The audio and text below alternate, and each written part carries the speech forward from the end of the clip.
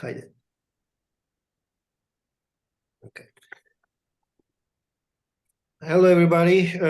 First, I want to say hi to everybody in Los Angeles, and thank you for attending to today's this panel discussion. I know this year I'm not there with you, and I want to start also to thank to everybody in Organization of Istanbul Armenians, and also I want to commemorate Edwin Ahbarik, as you all know him. Edwin Minasyan, thanks to him, I was introduced to you, and thanks to him, we are today continuing our job and thanks to him, we started to commemorate every year Hrant Dink in 19th of January and so on. So today we're going to talk about an interesting topic. I hope it will be interesting for you all. I also had the honor to have guests, these young academicians, activists, let me say like that, in my show, in my TV show Gamuch, as you all know. I know that you all know, in Los Angeles. So let's start without taking more time. So today we're going to talk about 19th January generation. We're going to talk about what is it and how they conducted, these two young people, they conducted this research and reported. And let me introduce them. First of all, Cihan Erdal. He's from Carleton University. He's a PhD student, and he also conducted this research with Dr. Öndercan Muti from Germany. And let me also say that Öndercan is a PhD he has a PhD in sociology, Humboldt University of Berlin. In 2021, he finished his PhD. So they started to conduct this research about 19th January generation. So first of all, thank you for attending. Thank you for accepting, Cihan and Öndercan, sorry. And first I want to ask, since that we are commemorating today Hrant Dink, and it's a specific moment and it's a specific turn in Turkish public, especially in youngsters, that we were gathering together and hundreds of thousands of people were walking together next to each other and saying that we are all Armenians.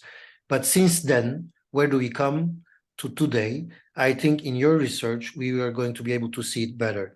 So I want to just start that the goal of the research and what is this 19th January generation. Please, Cihan, let's start with you. Thank you, Aris. Thank you for having us today. Indeed,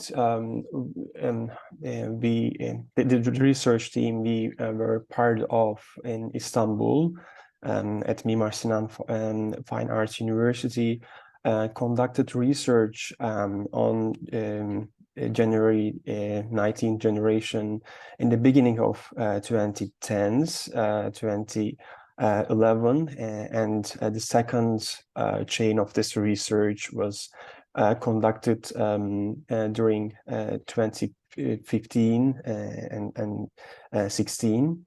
And last year, we had a chance to conduct another research with the support of the History and Memory Research Encouragement Fund provided by Hrant Dink Foundation. We try to understand and trace back of the January 19th generation, and the main goal of our research, the most recent research, was to understand much better and make sense the political place and expectations of young Armenians, as well young Turkish Kurdish people, and how they were affected by the process between 2007 and 2015. The finding of our research also allowed us to elaborate upon upon how young Armenians were affected by Karabakh War, which was held during 2020. So I could say the research, the most recent research we conducted, is allowing us to portray the 19th January generation from 2007 to up until now. Yeah. Okay. Actually, when we're talking about generations, creating a generation or defining a generation is also different. So when we're talking about youngsters and the generation, in which age, what are we talking about?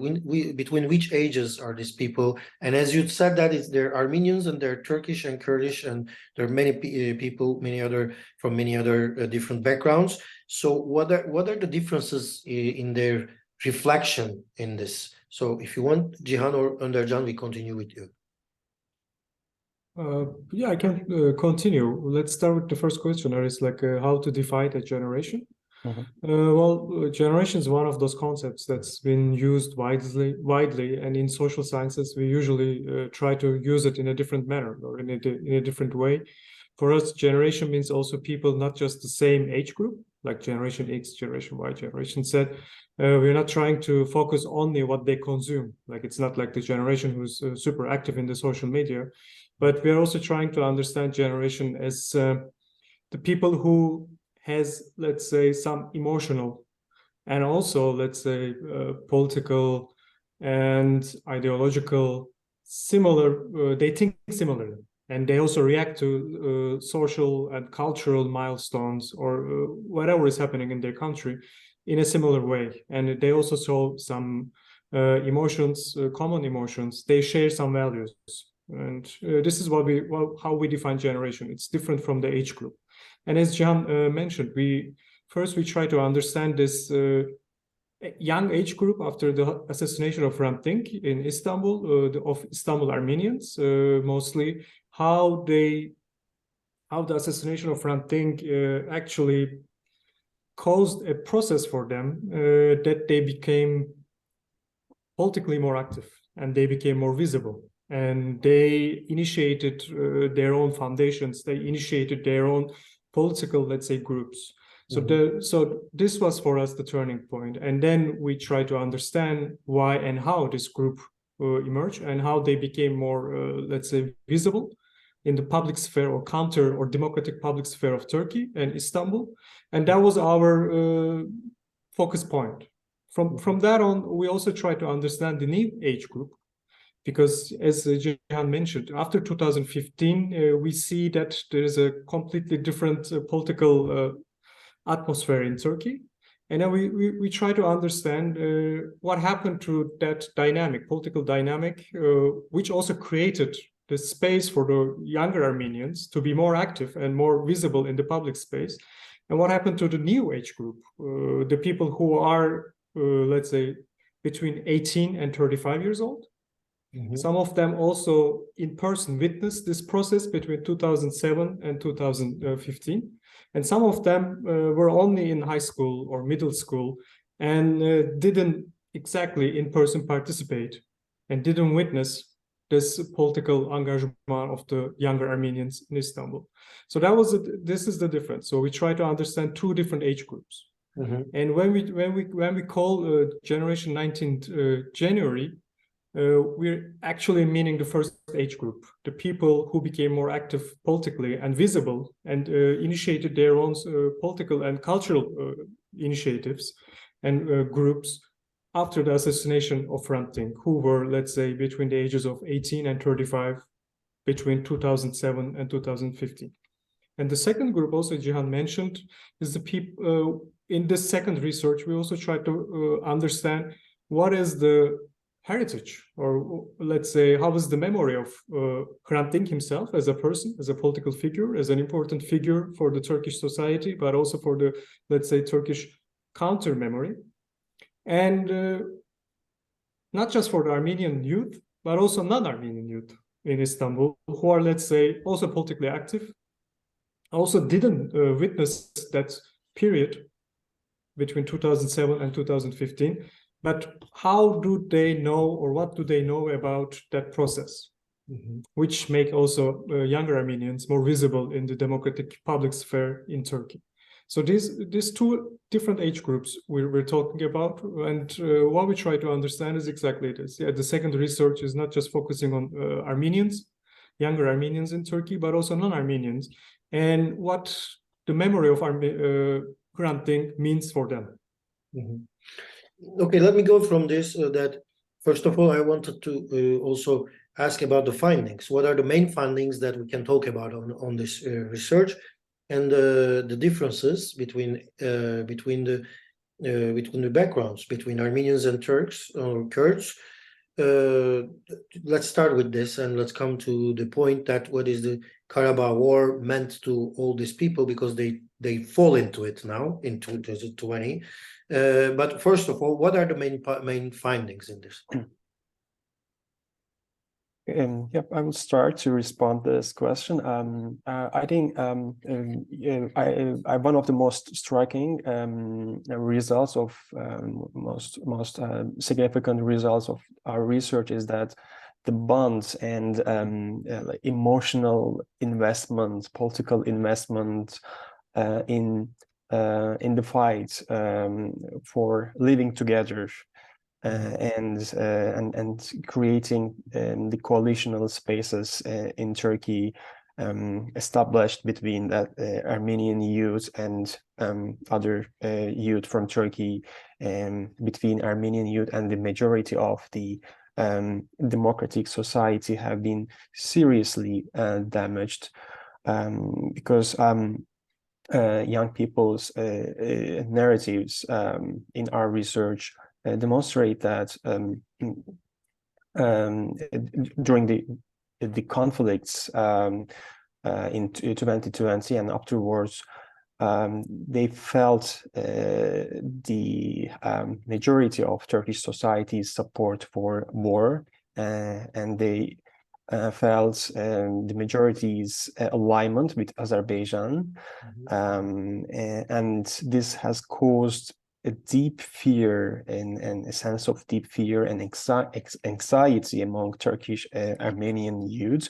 For instance, they narrate how convoys organized with Azerbaijani flags in the neighborhoods where Armenian immigrant workers and Turkish, Armenians mostly live in Istanbul, and some verbal attacks directly targeting Armenians have deeply affected the Armenian community in Istanbul. So they had a series of bad memories, and one of the participants were telling us that it was very difficult to overcome those memories of like massacres, genocides, persecutions.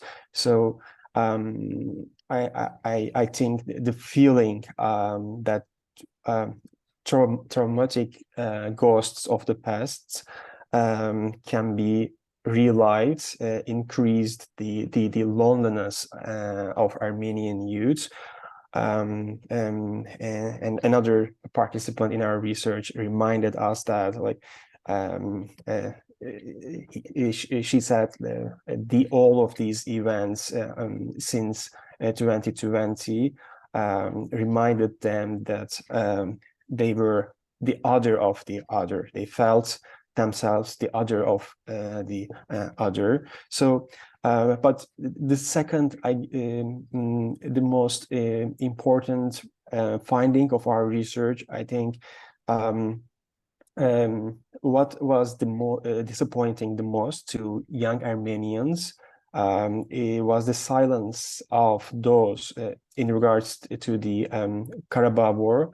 Those they thought were on their side, on like their social media friends, young activists, Turkish, Kurdish young activists, those who who have made up Turkey's democratic political sphere. So this situation, we say, has led to the shock of January 19th coalition between Turkish, Kurdish, Armenian youth and the democratic opposition from 27 to 2015, and we believe we think that this situation has revealed the need for Armenian youth to turn back to themselves and their identities, their Armenian friends circles. Yes, these are made. Actually, this gives lots of insight for the generation what we're talking about on people. But still, they're there. They're in Turkey. Still, we have hope that these broken lines can be repaired.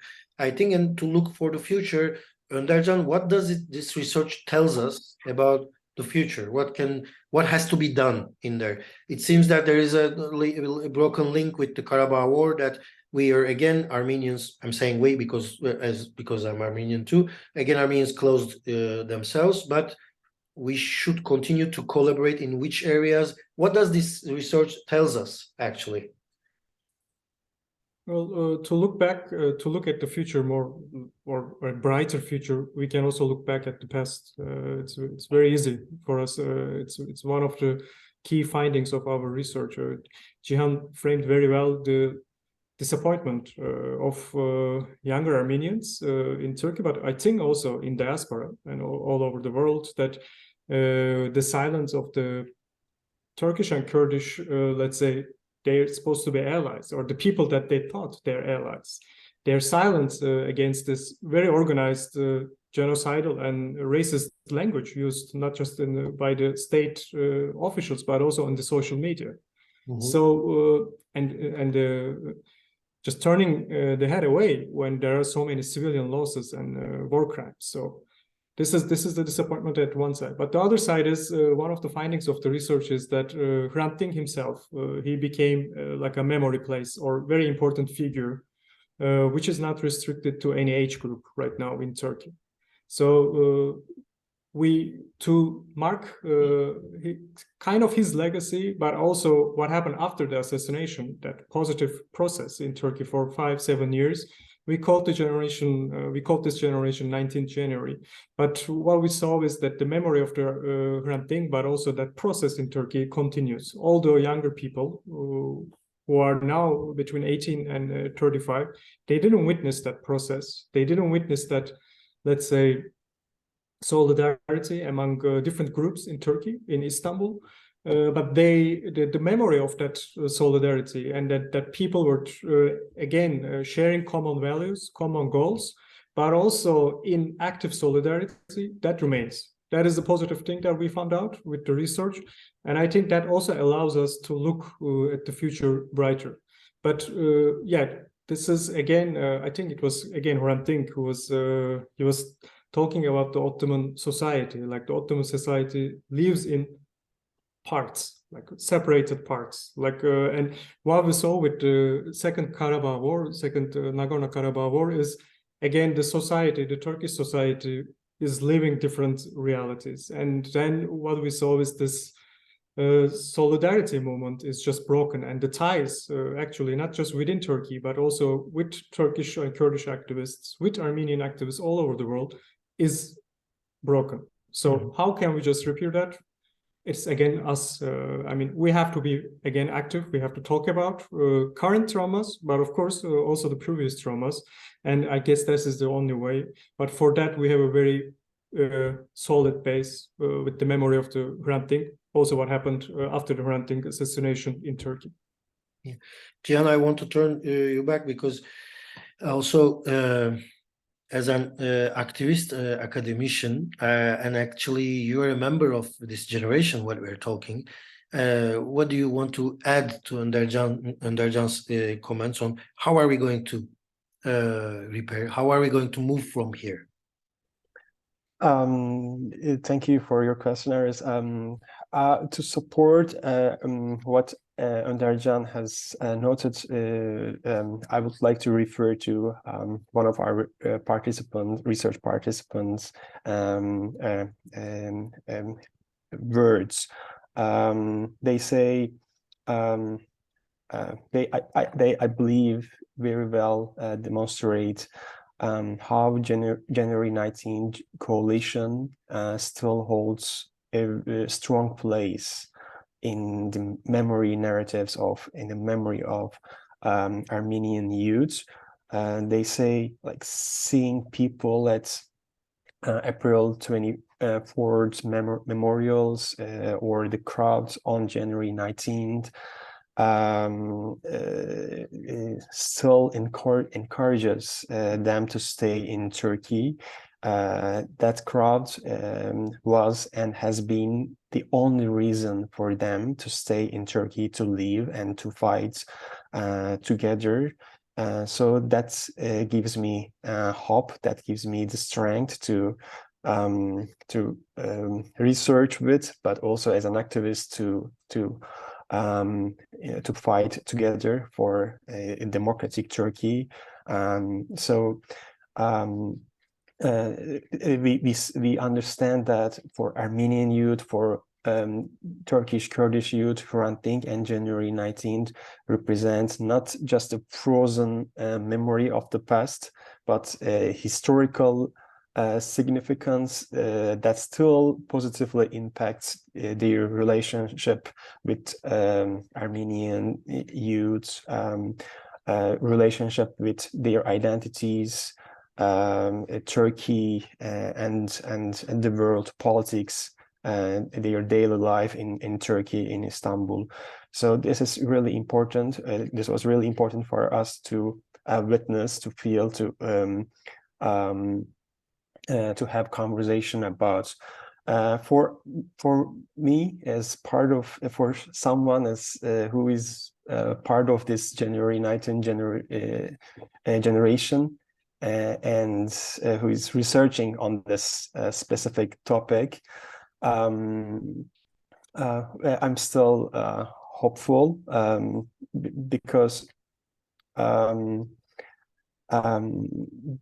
I saw that I became part of how 19th January generation sparked a strong coalitional space throughout the 2010s, and which was foundational to the emergence of a new political youth identity and a new political subjectivity, and invention of crystallization of a strong youth political identity. So this youth group, this political actorness still holds a strong place in Turkey, not only in the present of Turkey, but also in the future. That's very hopeful. That's very a good point on this, that we have lots to think, and we have a lot to work on it, but also we have a lot to learn from this generation, what we call generation, and still we had lots to learn from Hrant Dink, but this is making us to get together today to be able to think and continue the work that he was doing, the role that he was playing in the community, I think. Thank you for both of you to attend this and to give insights about your research. I hope this will continue in the other one step, and we will hear and learn more to attend this. And thank you to attending today with us to commemorate Hrant Dink in Los Angeles. Thank you for all the listeners. I know you OER members and Armenians and all friends in Los Angeles. It's hard to listen from video conferences, but in the given time, we try to emphasize every kind of issues. And thank you for listening us.